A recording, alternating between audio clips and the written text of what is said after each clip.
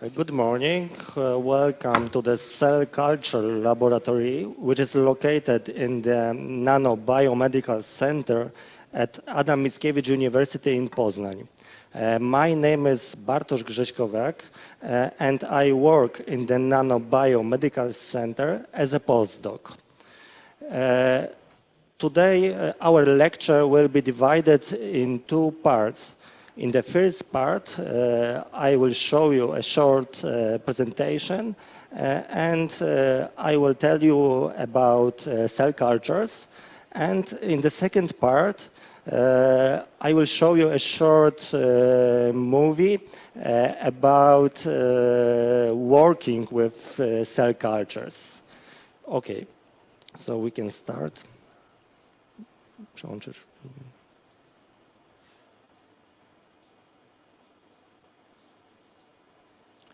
Cell cultures refers to the removal of cells from an animal or plant and their subsequent growth in a favorable artificial environment. The cells may be removed from the tissue directly and disaggregated by enzymatic or mechanical means before cultivation, or they may be derived from cell line or cell strain that has been already established. Culturing of cells is a complex process by which cells are grown under controlled conditions, generally outside of their natural environment. Primary culture refers to the stage of the culture after the cells are isolated from the tissue and proliferated under the appropriate conditions until they occupy all of the available substrate. At this stage, the cells have to be passaged by transferring them to a new vessel with fresh growth medium to provide more room for continued growth. After the first subculture, the primary culture becomes known as a cell line. Cell lines derived from primary cultures have a limited lifespan, and as they are passaged, cells with the highest growth capacity predominate, resulting in a degree of genotyping and phenotyping uniformity in the populations. Subculturing, also referred to as passaging, is the removal of the medium and transfer of cells from a previous culture into fresh growth medium, a procedure that enables the further propagation of the cell line or cell strain.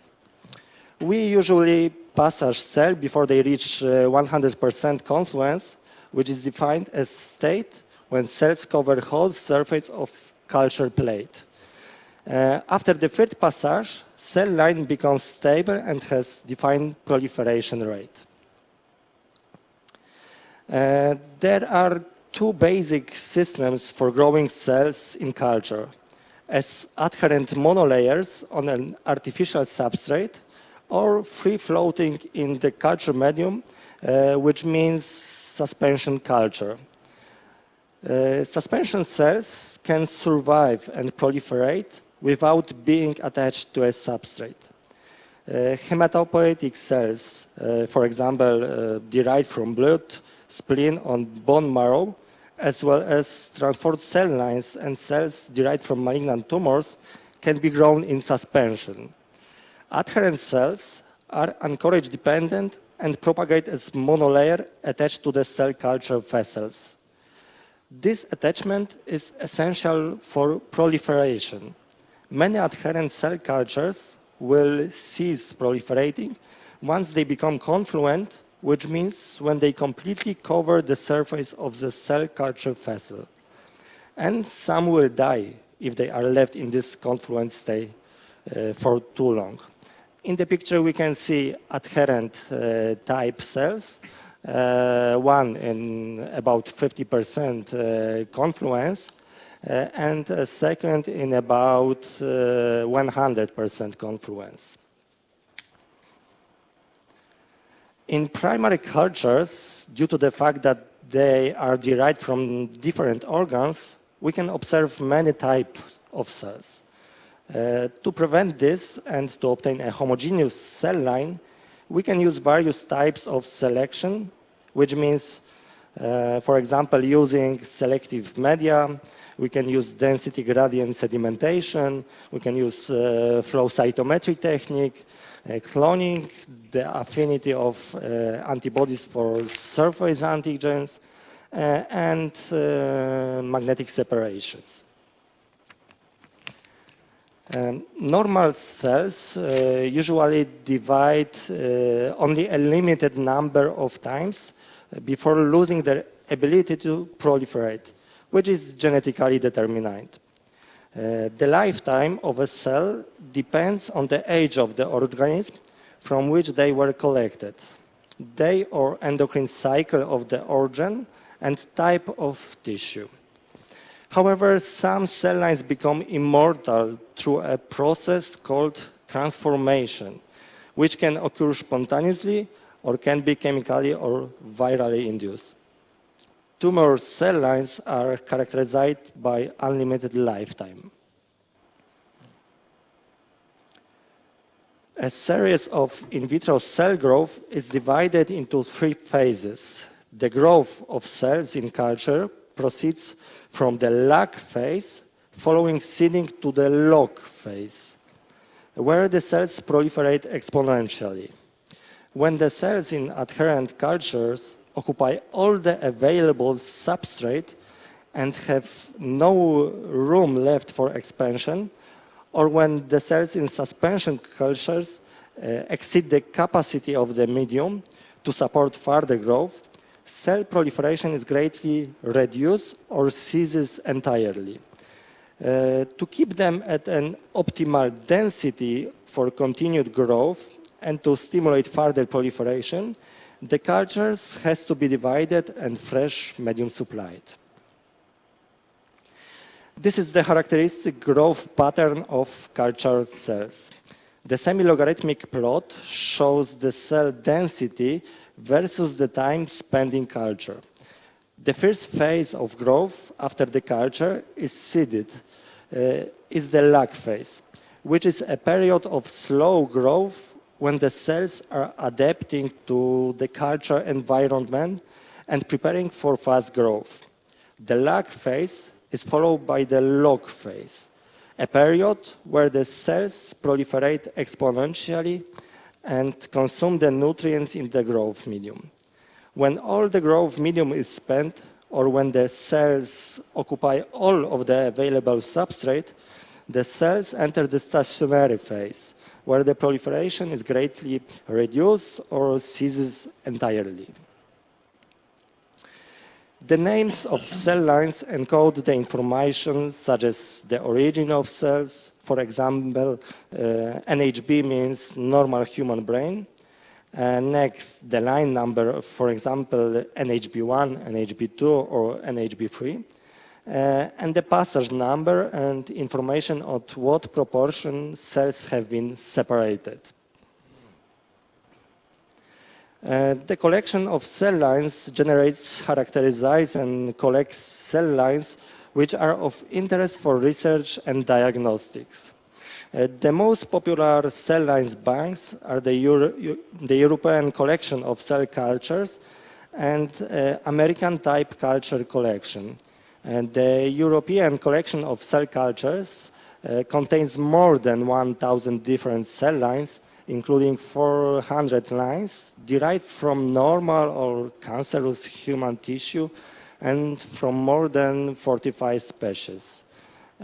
In contrast, American type culture collection has more types of cell lines as well as more specialized cell lines.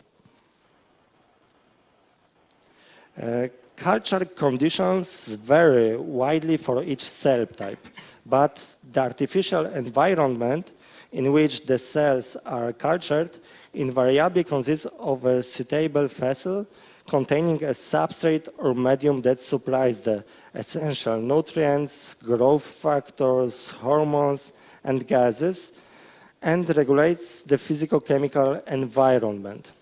The major requirement of a cell culture laboratory is need to maintain an aseptic work area that is restricted to cell culture work. Successful cell culture depends heavily on keeping the cells free from contamination by microorganisms such as bacteria, fungi, and viruses. Non-sterile supplies, media, and reagents, airborne particles laden with microorganisms, unclean incubators, and dirty work surfaces are all sources of biological contamination.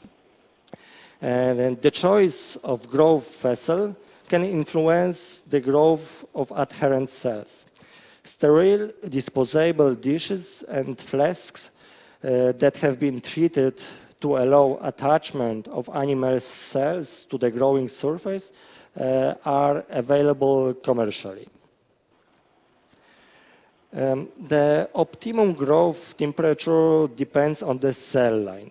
The optimal temperature for cell culture largely depends on the body temperature of the host from which the cells were isolated. Most of them are collected from warm-blooded organisms, therefore require the temperature of 37 degrees. Exceeding this value may cause more or less adverse effects on cells maintained in culture. Mammalian cells are able to survive several days at 4 degrees and at temperature of 39 degrees survive only a few hours. Cell cultures should be incubated in an incubator with a tightly regulated temperature and CO2 concentration. Most cell lines grow at 5% carbon dioxide with saturating humidity, but some cell types required incubation at lower carbon dioxide concentrations. These parameters are essential to ensure the proper pH of the medium. The culture medium is the most important component of the culture environment because it provides the necessary nutrients, growth factors, and hormones for cell growth, as well as regulating the pH and the osmotic pressure of the culture. Medium can be divided into natural, such as lymph, blood plasma, embryonic extract, fractions of calf serum, or chemically defined.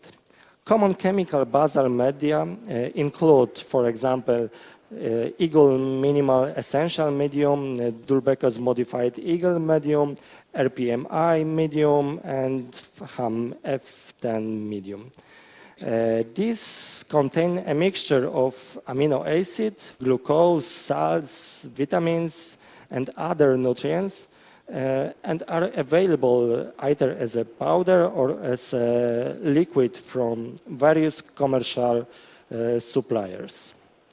Now I will show you a short video. This video will be focused on the steps you should take to prevent contamination of your cell culture. All of the basic actions required to perform cell culture using best practice sterile techniques will be demonstrated here.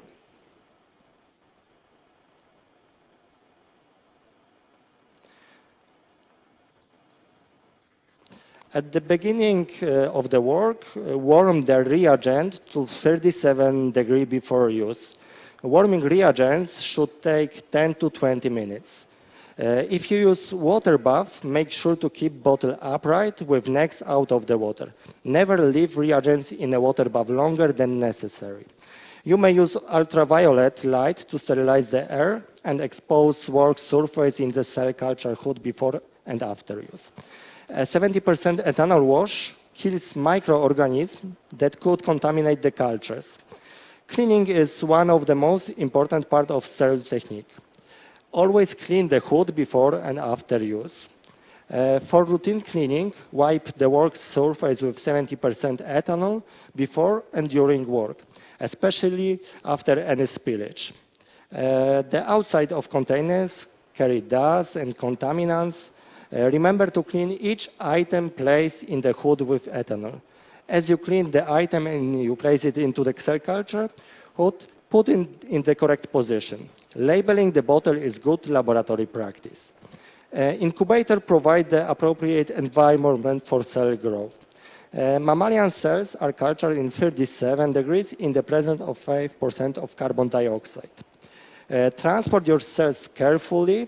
View every culture under the microscope. Check for cell health and growth. Look for contaminations. Always wipe your hands and your work area with 70% ethanol. And the work surface should contain only items required for a particular procedure.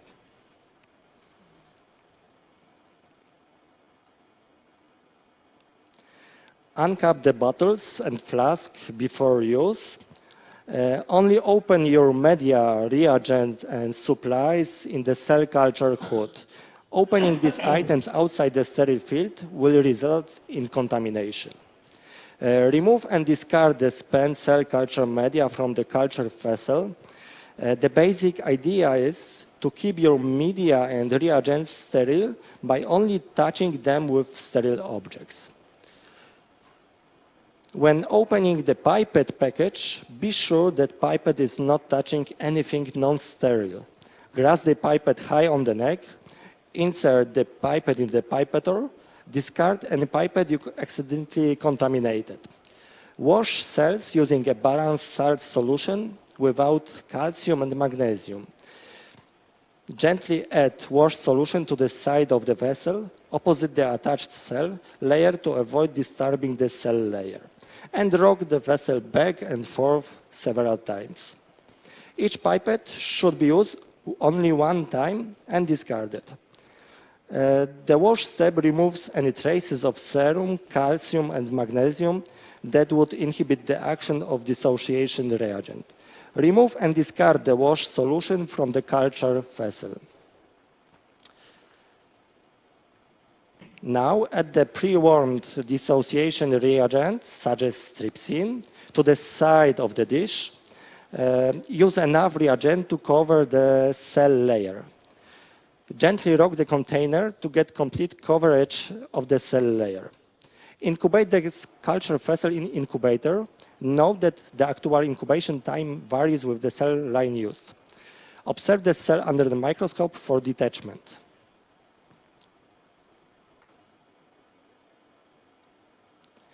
Now pipette the appropriate volume of the pre-warmed complete growth medium into new cell culture dish.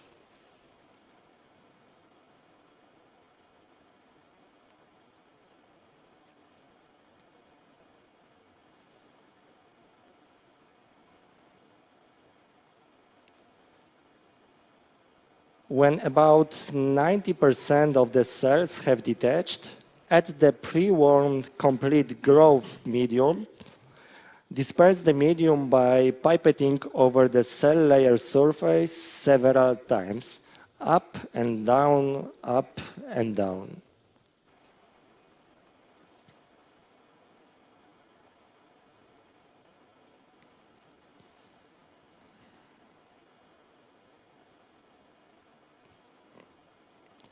Pipette the appropriate volume into new cell culture vessels.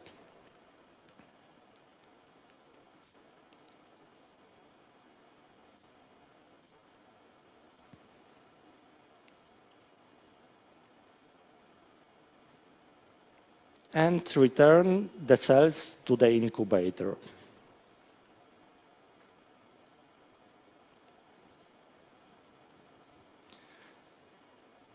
Yes, that would be all. Thank you. I am open now for your questions. Okay. Thank you very much for very interesting presentation. I would like to say that this kind of technique is almost the frame of this technique is the same for the bacteria, plants, animal, and human beings. You making research mainly for human purposes, yes. And now I think you have for the question and for open discussion. Want to start?